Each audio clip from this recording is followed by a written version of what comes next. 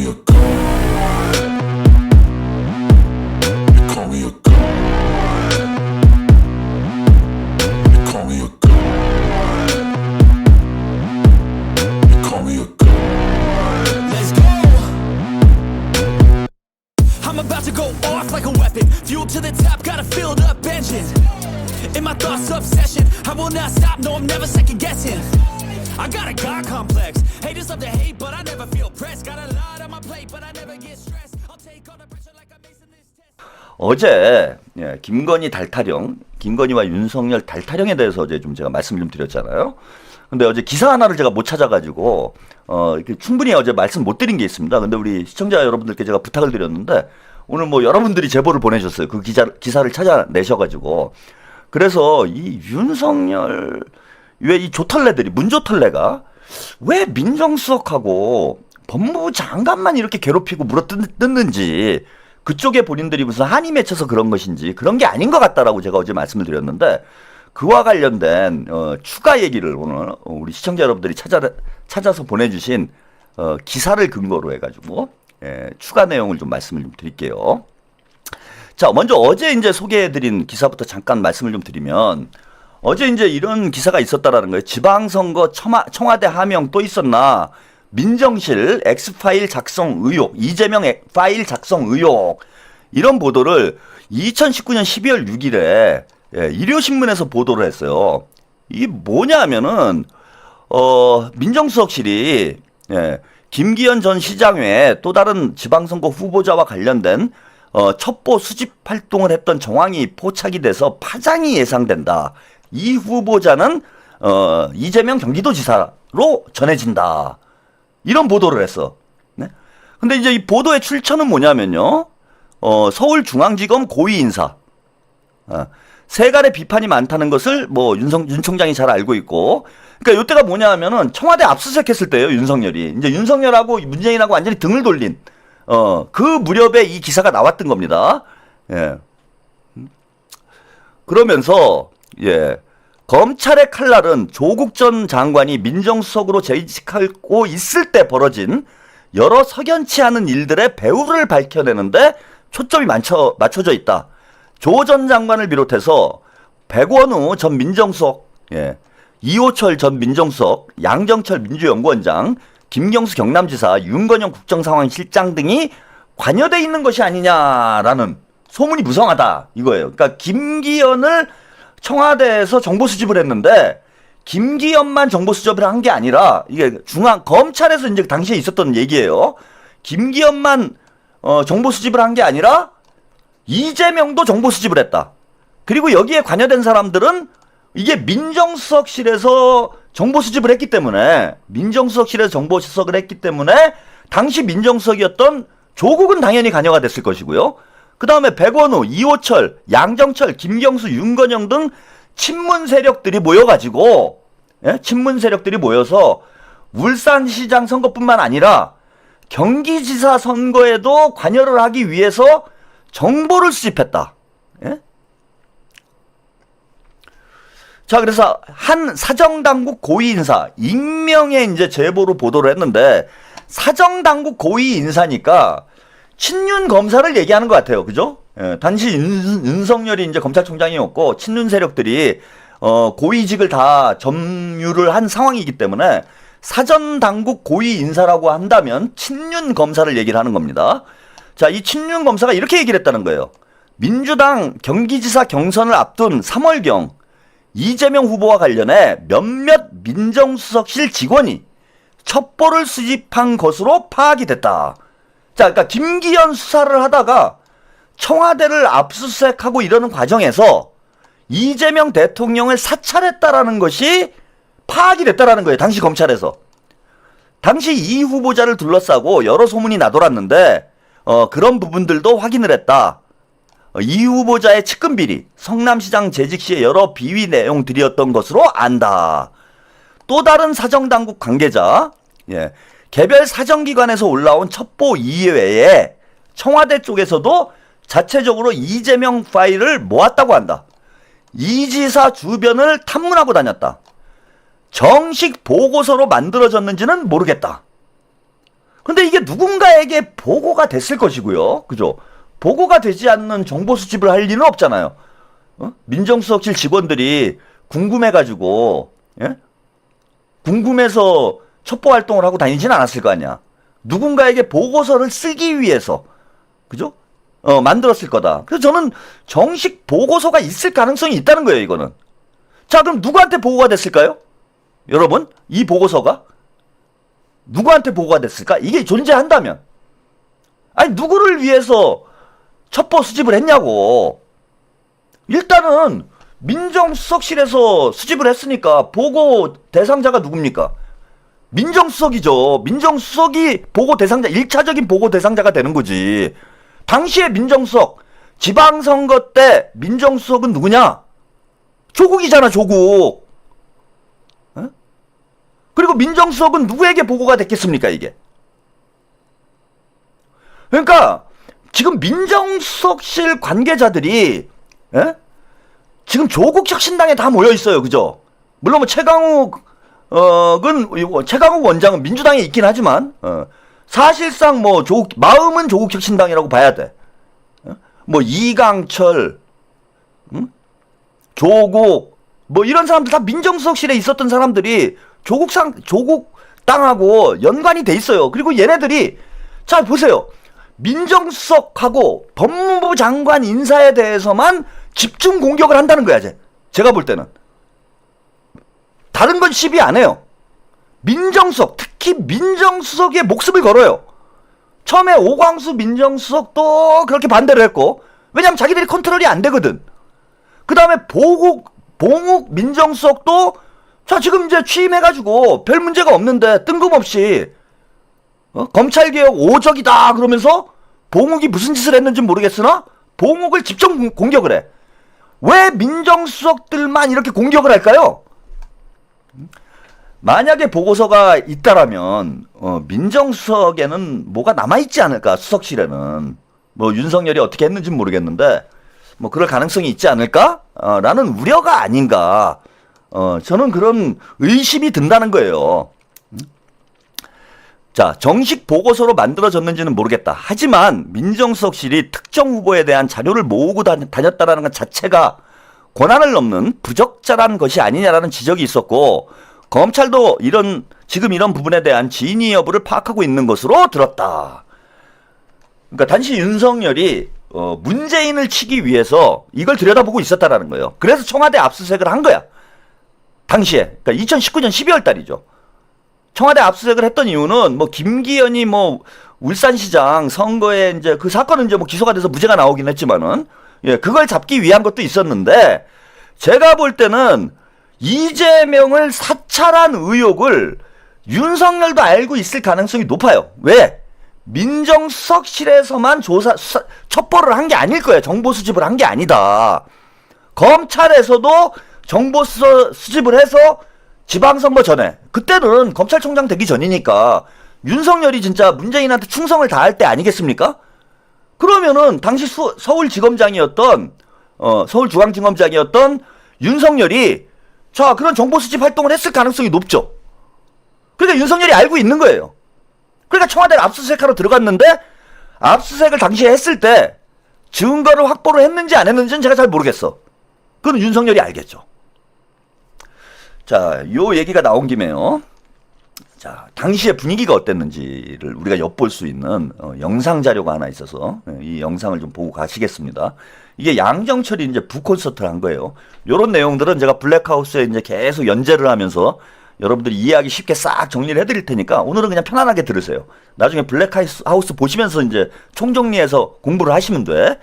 자, 양정철이 북콘서트를 하면서 김어준하고 나눈 대화인데 요걸 들어보시면 저런 짓을 했을 가능성이 있다라는 걸 여러분들이 충분히 추론할 수가 있습니다. 예. 당시 북콘서트 영상 함께 보시고 가겠습니다.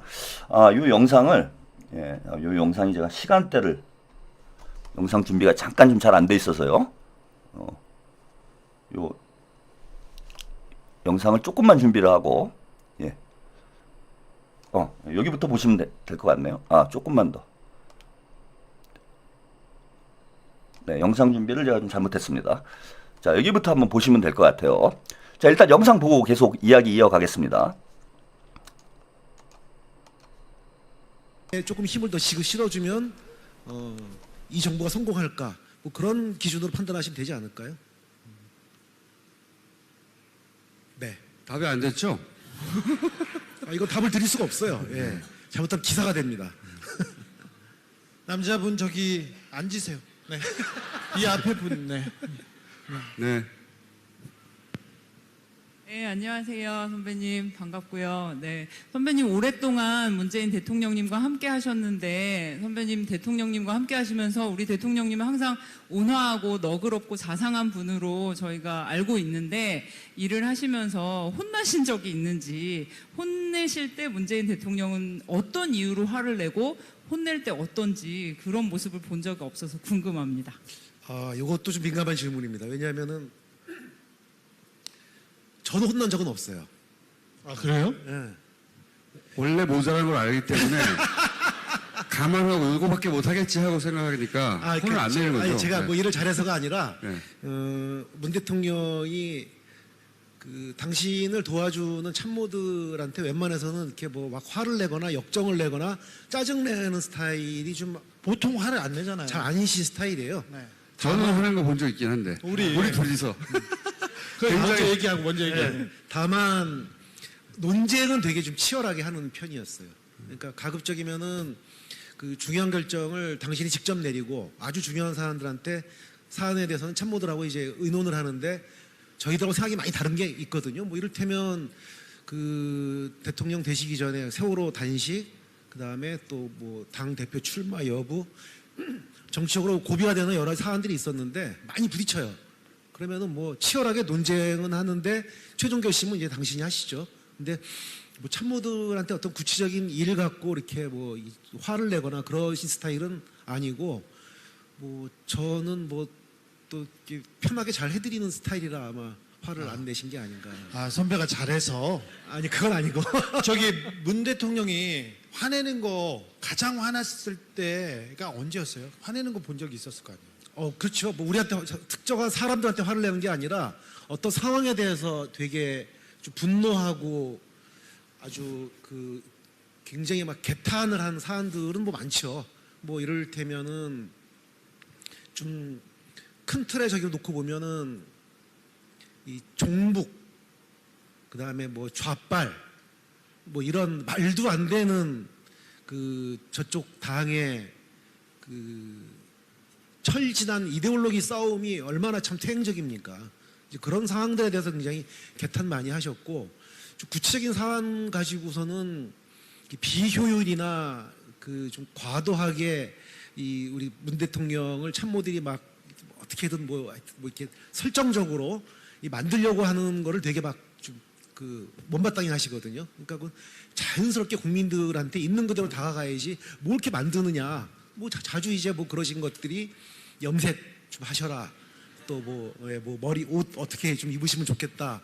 그렇게 하고 또 무슨 뭐 출연이나 이런 거 할 때 메이크업 좀 하시면 좋겠다고 하면 막 약간 그때는 좀 뭐 좀 못마땅히 하시죠. 연출하는 거 굉장히 싫어하죠. 연출, 뭐 설정, 가식 이런 걸 엄청 싫어하셔서 그런 걸 하고 참모들하고 많이 좀 그 논쟁이 좀 있었죠. 저희 둘이 화내는 거 본 적이 있는데 그건 말씀드릴 수가 없어요. 엄청 재밌는 상황이었는데 그리고 상황이 아니라 사람에 대해서 화낸 적이 한 번 있어요. 딱 한 번 봤는데 네. 예. 엄청 화낸 적이 한 번 있어요. 진짜 재밌는데 그분이 안 가르쳐주지. 그분이 뱉은 단어를 얘기하면 엄청 놀랄 텐데.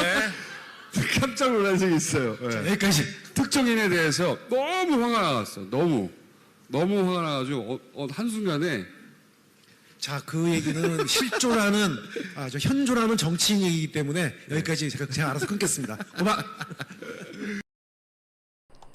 네, 저도 여기까지 하고 끊겠습니다. 자, 요 이제 좀 길게 보셨는데 요 맥락을 여러분들이 잘 보셔야 돼요. 자, 문재인은 화를 내는 사람이 아니다. 웬만해서 화를 내지 않는다. 뭐 이러면서 문재인을 이제 찬양하는 이런 내용으로 이제 이빨을 털다가 양정철이 이제 다 얘기를 하고 나서 김어준이 이런 얘기를 합니다. 화내는 걸 본 적이 있다. 주진우하고 같이 봤다. 이런 얘기를 해요. 특정 인물에 대해서 화를 냈다. 대단히 화를 냈다. 무슨 얘기를 했는지 그 단어를 얘기하면 깜짝 놀랄 거다. 주진우가 이런 얘기를 합니다. 뭐 제가 볼 때 육두문자가 나온 것 같아요. 쌍욕을 하면서 화를 냈다. 특정인한테 한번 화를 낸 적이 있다. 그 사람은 양정철이 이렇게 얘기합니다. 누군지 얘기할 수는 없는데 지금 현존하는 정치인이기 때문에 얘기를 할 수 없다. 이렇게 얘기를 합니다. 저게 2018년 초예요. 지방선거 직전입니다. 저 누굴까요, 여러분? 누군지 딱 감이 오지 않습니까? 저 친문들은 제가 볼 땐 다 알았어요. 저 자리에 있었던 사람들이 대부분 친문 성향의 뭐 지지자들이 모여가지고 양정철 빠는 뭐 그런 자리였을 텐데 참 본인들한테는 흑역사겠죠. 창피한 장면입니다. 근데 지금도 저러고 있을 거예요, 아마 그 사람들은. 2018년 지방선거 직전에 민주당 이제 경기지사 후보 경선을 앞두고 있는 시점에 3월달에 이제 전해철이 경기지사 출마 선언을 합니다. 3월에. 그러니까 2월달인가 했던 제가 알기로는 토크 콘서트로 알고 있어요. 북콘서트로. 그러면은 저를 누구를 얘기하는 거겠어요? 대단히 중요한 두 가지 사실을 확인할 수가 있습니다. 이 지난 영상을 통해서 대단히 중요한 두 가지 사실을 확인할 수 있는데 하나는 이재명 대통령에 대한 친문들의 그 감정이 매우 광범위하게 부정적인 감정이 매우 광범위하게 확산이 되어 있고 이재명 대통령이 저렇게 공개적인 자리에서도 조롱의 대상이었다. 김어준이나 주진우나 양정철이나 세 사람한테는 조롱의 대상이었다라는 거예요. 그리고 그렇게 화를 안 내던 문재인이 딱 한 번 특정인에 대해서 화를 낸 적이 있는데 그것이 바로 이재명 대통령이다. 그 뭔 얘기냐면은 그만큼 문재인은 대통령이 됐음에도 불구하고 이재명 대통령에 대해서 감정이 대단히 많았다는 거예요. 그러니까 지금 문재인이 왜 저러는지를 이해가 되는 거야. 왜 양산에 가면 뭐 홀대를 하고 조국은 그렇게 이뻐하면서 김경수가 가도 이뻐하고 하물며 이낙연이 가도 이뻐하면서 이재명 대통령에 대해서는 왜 이렇게 홀대를 할까? 우리가 좀 이해가 안 됐잖아. 단지 이제 이게 계파 간의 문제인가, 친문과 친명 이런 계파의 문제인가 이렇게 생각을 했는데 지금 돌이켜서 보면은 인간적으로 싫어했던 거예요. 감정적으로 쌓여 있었던 거야, 문재인은. 그리고 제가 문재인의 그 품성이 그 대단히 그 뭐 옹졸하다고 그러나요? 그 뒤끝이 있는 사람이라고 제가 들었어요. 제가 알고 있기로는 대단히 뒤끝 있는 사람이다. 그러니까 이게 지난 일을 이렇게 툴툴 털고 가는 스타일이 아닌 거지. 끝까지 그걸 물고 늘어지는 이런 스타일인 거예요. 그래서 이미 2008년경에 아까 이제 그 기사를 소개를 해드렸는데 그 무렵이에요. 지방선거 직전에 정보 수집을 했다라는 거야. 민정수석실에서. 그러니까 윤석열 검찰에서는 그걸 파악을 하고 있었다라는 겁니다. 그런 얘기가 돌았던 거지. 다 아는 얘기인 거예요. 친문들 사이에서는. 그러니까 그 무렵만 하더라도, 그러니까 2018년, 19년만 하더라도, 19년 상반기만 하더라도, 윤석열은 친문이었어요. 지금도 뭐 그런지 모르겠는데, 친문이었어. 그러니까 당연히 저런 분위기를 알겠지, 윤석열도. 김건희도 알겠죠. 그리고 윤석열도 제가 볼 때는 민정수석실에서 정보 수집을 했다라면은 제일 정보 수집 잘할 수 있는 곳이 검찰 아닙니까? 윤석열도 움직였겠지. 가장 믿을 수 있는 게 윤석열이니까 윤석열한테 하명을 줬을 것이다. 라고 예측이 되는 거예요. 자, 그리고 이제 제가 그 찾고 있었던 기사를 우리 시청자분들이 이제 찾아서 이렇게 보내주셨는데 이게 역시 일요신문에 이제 보도가 됐던 내용이에요. 요건 먼저 보도가 됐어요. 2019년 6월 28일. 아까 제가 소개해드린 기사는 2019년 12월에 보도된 기사였는데 요건 6개월 전에 보도된 내용이었습니다. 자, 이게 무슨 내용이냐? 안희박 아킬레스건을 찾아라. 문 대통령 취임 전후 작성된 X파일이 공개가 됐다. 자, 친문 핵심들이 비공개 모임을 갖고 있었다라는 거예요. 그래서 이 비공개 모임이 이게 제가 볼 때는 광흥창 팀이 아닌가 싶어요. 부엉이 모임 아니냐 이 기사에서는 이렇게 나오는데 광흥창 팀이 이제 사실 비공식 캠프 컨트롤 타워의 역할을 했거든. 문재인 캠프의 컨트롤 타워 역할을 했던 게 광흥창 팀이었기 때문에 대통령이 당선된 이후에 이 광흥창 팀에서 중요한 이슈들을 협의를 했을 가능성이 높습니다. 그래서 이 광흥창 팀이라고 저는 추정이 되는 친문 비공개 모임에서 자, 여러 가지 문제들, 문재인 정부가 출범하면서 여러 가지 문제들, 사안들에 대해서 협의를 했는데 그 문건을 일요신문 측이 입수를 했다. 뭐 이런 보도예요. 여기에 이제 여러 가지 내용들이 있는데 자, 오늘 제 방송과 이제 관련 있는 내용, 한 가지만 소개를 해주겠습니다. 그 중에 6월 3일에 작성된 문서가 있다라는 거예요. 6월 3일에 작성된 문서가 있는데 2018년 지방선거, 2020년 총선 결과가 정권 재창출을 통한 장기 집권 여부를 좌우할 것이라면서 전략 수립을 마련하기 위한 이런 논의를 했던 것으로 이렇게 추정이 됩니다. 차기 주자들을 전략적으로 선거에 내보내야 하고 총선의 과반 의석을 목표로 했다라고 합니다. 그 다음에 TK를 제외한 전 지역에서 한국당을 고립시켜야 된다. 이런 내용이 이제 담겨 있다라고 하고요. 예. 여기 보면 자, 이게 이제 놀랄만한 내용이에요. 이 문서에는 차기 주자를 육성해 안정적인 승계 구도를 그리기 위해 친문과 적대감을 형성하고 있는 후보들을 정리해야 된다. 그러니까 비문 후보들을 정리를 해야 된다. 라고 얘기를 하면서 제거를 한다는 얘기예요. 제거를. 그러면서 등장한 사람이 누구냐? 안희정과 이재명이에요. 안희정, 이재명을 직접적으로 지목을 해서 친문의 적대감이 있는 후보들이라고 표현을 했고 이 후보들을 정리해야 된다. 라고 얘기를 했습니다. 그러면서 이 둘이 문재인 대통령 임기 후반 잠재적 불안 요소로 떠오를 수 있다. 우르사님, 준석이는 FM 코리아 보고 정치하고 미니 청래는 딴지에다 일일이 보고하며 정치하고 털 빨면 정치 생명 연장이라고 믿는 쯧쯧. 슈챗은 욕을 못 쓰니까 갑갑해요. 자, 임기 후반기에 잠재적 불안 요소로 떠오를 수 있고 박원순 시장의 경우는 좀 더 지켜봐야 된다. 약간 그러니까 친문 성향이 조금 있었던 거예요. 박원순 시장은.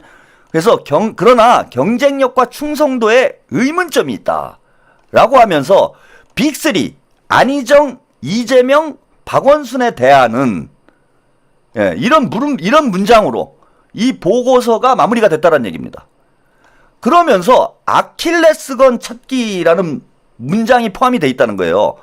그래서 안희박의 약점을 찾아내야 된다. 근데 이거 당시에 2019년 무렵에 회자됐던 안희박 살생부, 이걸 연상시키는 거죠. 자, 이런 집권 초기에 친문 내부에서 저런 내용을 검토를 했다는 거예요. 이재명, 안희정을 제거해야 된다. 정리해야 된다라는 게 제거해야 된다라는 거죠. 그리고 민정수석실에서 정보 수집을 했다. 이건 이제 시간이 지나니까 제가 다 정리가 되는 거예요. 그리고 문재인은 이재명을 인간적으로 싫어했다. 그래서 이재명을 잡기 위해서 전해철을 내보낸 거다. 이재명을 잡으려고 전해철을 내보낸 거예요.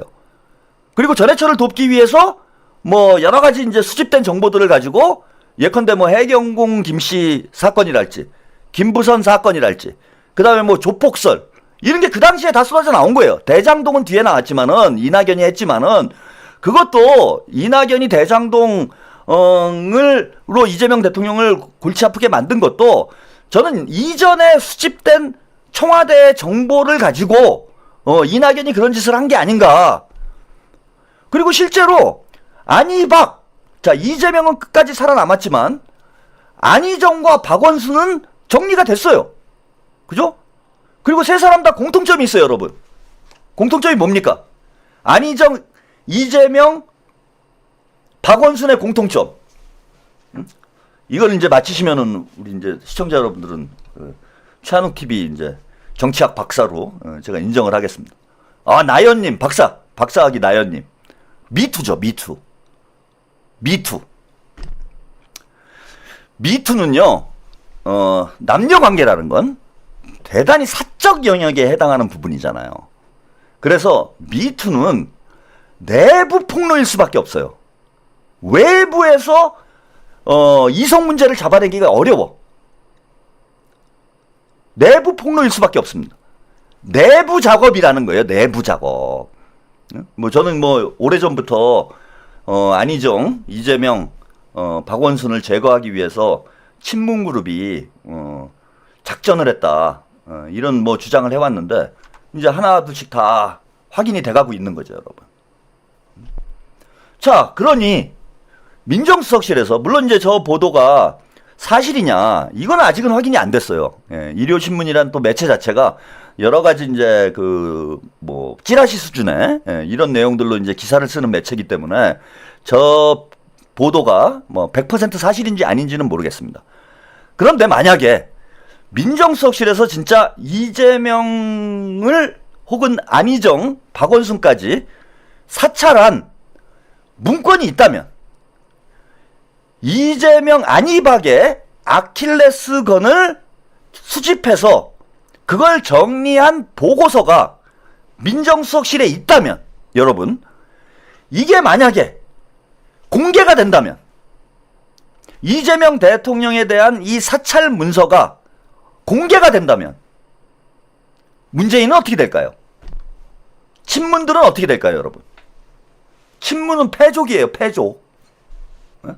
만약에 이 보고서가 민정수석실에 있었어.